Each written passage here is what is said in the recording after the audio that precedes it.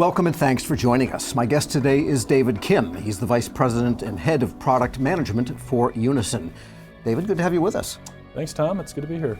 And our topic today is artificial intelligence, this burgeoning field that's coming into specific government functions. And the one we want to delve into is the acquisition function, which is a challenge no matter what the era, no matter what the policy is currently in the government. But I want to start with something basic. A term we hear a lot, which gets at the way you deploy AI, and that is agentic AI and agents. Maybe give us the quick rundown on what agentic AI is, what agents are. Yeah, so agentic AI and AI agents, it's a term that's thrown around a lot.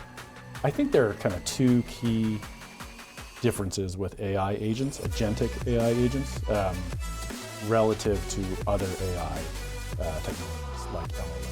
And those are autonomy.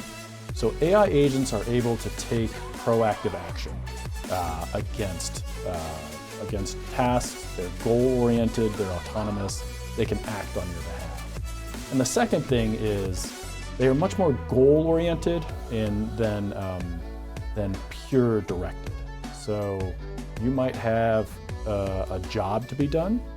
You would ask an LLM very, very specific instructions, give it very, very specific instructions like, write me X, Y, Z with this voice and give me 3 paragraphs.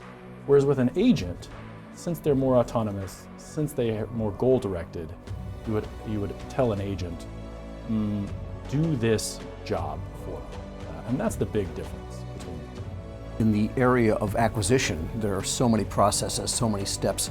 What is the state of acquisition now that you're seeing across the government that you feel could be improved by agentic AI, use of AI agents in that field? Yeah, government and federal procurement right now is really ripe for using AI agents. Because what I talked about with AI agents being more autonomous, more directed and goal-oriented, really able to interact with systems, those are problems that have existed for a long time and have actually been growing. So if you think about since the 80s, really, the number of contracting officers has been growing at less than half the pace of the number of contract actions spent in the government. So we've just had this massive dispersion of work versus people able to do the work.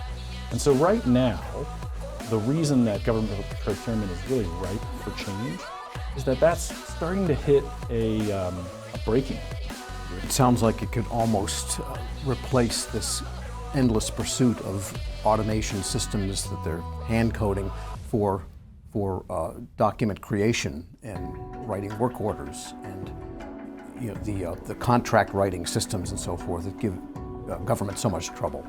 It's interesting that you use that word automation because I think that's really a key difference here that we see. With automation, a lot of the technological change that's happened in federal procurement has been about automating more.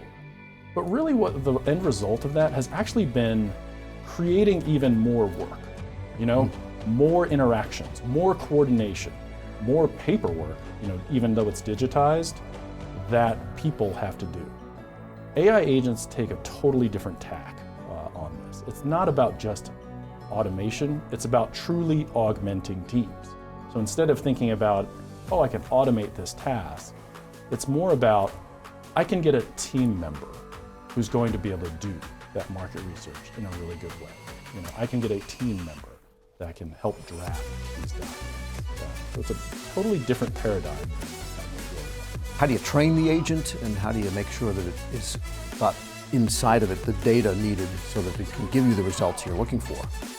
There are 2 critical elements to that. The first thing is these agents, they really do need to be federal procurement specific because the stakes are so high. These, federal procurement is not an area in which we have a lot of room for error, right? We need precision, we need accuracy. So we have to have agents that are going to be really good at federal procurement. So in terms of training, it's really about narrowing and making sure that everything about this agent is specifically for federal procurement. And data is the key to getting that right from the get-go.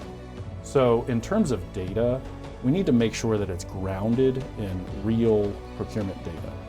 So an agency's own data, not just generic, oh, it knows the farmers, but really grounded in that truth. Do you have any early success stories you're aware of in using agentic AI or AI agents in acquisition? Yeah, so at Unison, we are actually have federal AI agents in place and working.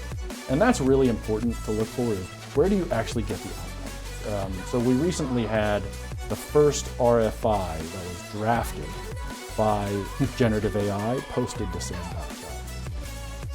Market research is happening through our AI. I'm an agency, I'm in procurement. What do I need to do to get started? How do you lay the foundation to get this in place for your agency? Often the pat answer is training your people.